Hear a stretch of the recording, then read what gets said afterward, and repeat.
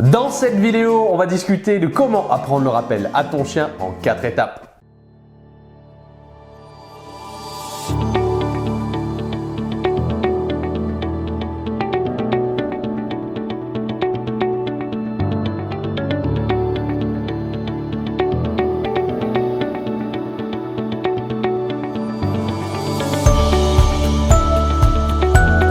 Hey, bonjour à tous et bonjour à vous les maîtres, bienvenue dans cette nouvelle vidéo et je t'invite immédiatement à me lire dans les commentaires la race, l'âge et le nom de ton chien. On va discuter ensemble des 4 étapes pour apprendre le rappel à un chien. Que tu sois le propriétaire d'un jeune chiot, de moins de 6 mois, d'un jeune chien d'1 an et plus ou d'un chien adulte de plus de 3 ans, 5 ans, 8 ans ou 10 ans et plus, cette vidéo est faite pour toi. Et n'oublie pas une chose, ce n'est jamais un problème de chien, c'est plutôt un problème de maître, le rappel.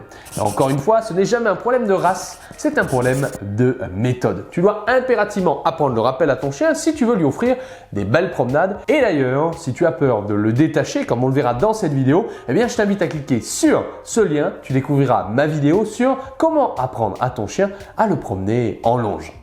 Mon premier des conseils est le suivant. Pour apprendre le rappel à un chien, il faut travailler ce qu'on appelle l'attractivité. Et oui, le but du jeu est de gagner un maximum de points quand tu appelles ton chien. Puisque quand ton chien va sentir, eh bien certaines odeurs vont avoir 10 points, 20 points, 50 points, voire 100 points. Un jogger peut également avoir 100 points, 200 points s'il se met à courir et pire, 1000 points s'il court et il a un chien avec lui. Même chose pour un chien. La valeur de points d'un chien, eh bien, va varier. Certains chiens vont être valorisés 1000 points, d'autres 500, d'autres 2000 en fonction de leur comportement. Deuxièmement, en fonction si elle est sexy ou non aux yeux de ton chien. Et troisièmement, s'ils sont en train de courir également. Mon premier des conseils est donc l'attractivité. La première étape quand on apprend le rappel à un chien, c'est qu'il faut, en tant que maître, augmenter son attractivité pour augmenter notre valeur de points. Pas besoin d'utiliser des friandises, pas besoin de corrompre son chien. Pour être attractif, comment faire? Eh bien, il y a 2 manières de rappeler un chien. Soit en étant accroupi quand on travaille l'attractivité, puisqu'il faut savoir que quand nous sommes debout, c'est une posture d'autorité. Et donc, en général, quand tu engueules ton chien, tu auras tendance à être debout. Et si tu appelles ton chien en criant, en t'énervant, ou même en l'appelant gentiment, mais que tu es debout, au début, il va être un peu réticent à revenir vers toi puisque tu es debout. Donc, je t'invite à être accroupi. Être accroupi pour les chiens, c'est une posture de jeu, une posture d'accueil. C'est pour ça qu'à chaque fois qu'à la maison que tu fais tes lacets ou que tu ramasses un objet, ton chien vient gentiment vers toi. Deuxièmement, n'hésite pas à faire du bruit pour être attractif pour ton chien. Tu vas taper dans les mains, tu vas l'appeler plein de fois. Allez, Drogan, c'est parti, on y va, allez, allez, allez, allez. Allez, venez. Allez, oui. Allez, Doudou, viens là. Oh là là. Allez, oui. Plus tu vas faire du bruit, plus tu pourras être attractif pour ton chien.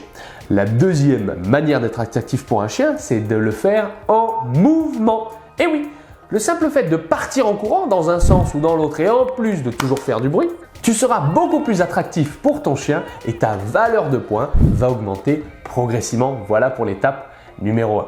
L'étape numéro 2, eh bien après avoir appris un chien à revenir quand tu l'appelles, il faut lui apprendre à commencer à te suivre. Car ce n'est pas au maître à suivre son chien, c'est plutôt au chien à suivre son maître. C'est pourquoi l'exercice le plus connu et le plus courant et souvent celui à utiliser, mais beaucoup de personnes l'utilisent mal, c'est le demi-tour. Plus tu vas en promenade faire des demi-tours avec ton chien, plus ton chien va commencer à te suivre.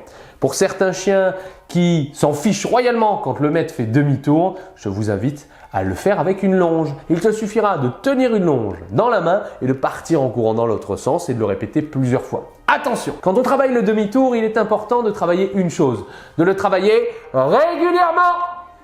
Je répète, de le travailler régulièrement. Il ne faut pas le travailler une fois et se dire « Oh ben Vincent, ça n'a pas marché ». Il faut le faire le plus souvent possible. Plus tu vas le faire, plus ton chien va commencer à te suivre et lors des promenades, il te suivra de plus en plus. L'étape numéro 3, c'est pour apprendre à ton chien à te surveiller. C'est-à-dire que quand tu vas te balader avec ton chien, on veut que ton chien, quand il se balade, de temps en temps, il jette un regard vers toi.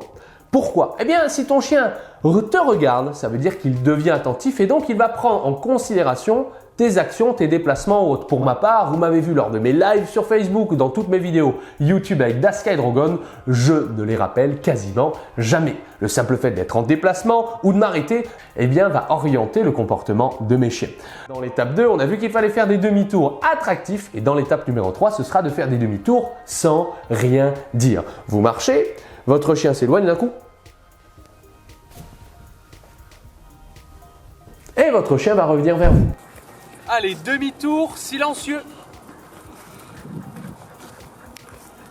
Le travailler le plus souvent possible jusqu'à ce qu'à terme, dès que vous avez à peine commencé à faire demi-tour, votre chien revient immédiatement. Encore une fois, pour ceux qui ont un chien qui s'en fiche royalement, comprends bien une chose, c'est que ta propre valeur de points est inférieure, voire est égale à 0. L'objectif pour toi n'est pas un problème d'âge, n'est pas un problème de race. Puisque très souvent on me dit « Oh mais Vincent, est-ce qu'un husky peut revenir au rappel? Est-ce qu'un shiba peut revenir au rappel? Est-ce qu'un beagle, un chien de chasse, un chien de type primitif peut venir au rappel ?» Eh bien justement, je l'ai prouvé. Et justement, si tu veux aller plus loin et surtout beaucoup plus vite, j'ai sorti un programme de formation complet pour t'apprendre le rappel. Mes 4 étapes, ici décrites, sont expliquées détaillées. Et dans cette formation rappel, tu me verras avec un beagle, un husky, un chocho pour te montrer qu'avec quelle que soit la race, il est possible d'apprendre le rappel à ton chien. Tu verras également comment faire quand tu croises un chien, comment lui interdire à ne pas aller courir sur les gens, les piétons, les vélos, d'autres chiens, car c'est une formation complète et je partage toutes mes méthodes et tous mes secrets dans mes formations. Et tu découvriras pas mal de témoignages vidéo de nos clients qui avant hésitaient certainement comme toi et qui aujourd'hui partagent une relation pleine de complicité et d'harmonie avec leurs chiens, qui peuvent promener surtout leurs chiens partout sans laisse. Bonjour à tous, je m'appelle Benjamin. Nous avons fait récemment l'adoption d'un jeune berger australien de 4 mois. Grâce à la formation Duc Dog, c'est par exemple pouvoir faire de meilleures promenades avec un chien qui nous écoute plus, une meilleure gestion quand on croise d'autres chiens, quand on croise d'autres piétons, des cyclistes. C'est avoir un meilleur rappel aussi, ça c'est fort important. On peut espérer assez facilement pouvoir l'enlever de sa laisse et avoir un bon rappel derrière, donc tout ça c'est fort important. Bien qu'elle ait 10 ans, j'ai appliqué la méthode et maintenant j'ai aucun problème, elle revient parfaitement au rappel avec la méthode Duc Dog. Grâce à la formation, j'ai obtenu des balades beaucoup plus sereines, plus de compréhension de sa part. Donc pour gérer le quotidien, c'est quand même beaucoup plus agréable et même c'est carrément génial. Lenko, au pied. Ouais, c'est bien ça. Ah, t'es un bon chien. Et ouais, et Duc Dog, l'éduquer, c'est l'aimer. Je t'invite à cliquer sur ce lien si tu veux découvrir cette formation rappel. Allez, place à la 4e étape. La 4e étape est de travailler sur comment faire quand on va croiser un stimuli. Tu es en balade avec ton chien, il y a un jogger qui arrive face à toi, il y a un piéton qui arrive face à toi, il y a un vélo qui arrive face à toi, ou pire, il y a un chien. Comment faire? Eh bien encore une fois, il va falloir être plus attractif, tu l'as compris, que le chien en face.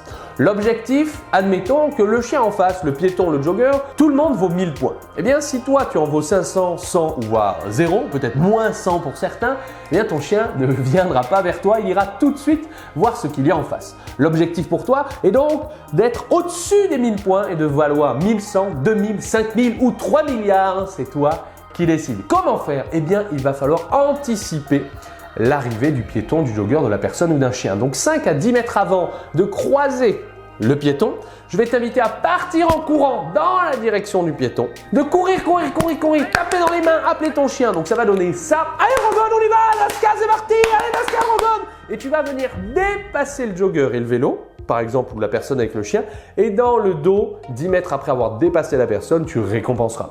Pour ceux qui ne sont pas sûrs d'arriver à réussir cet exercice, eh bien, je t'invite à le travailler en longe encore une fois. Voilà les amis, pour apprendre le rappel en 4 étapes avec votre chien, vous pouvez bien sûr toujours utiliser des friandises, travailler avec le clicker, vous pouvez utiliser des jouets, c'est à vous de décider.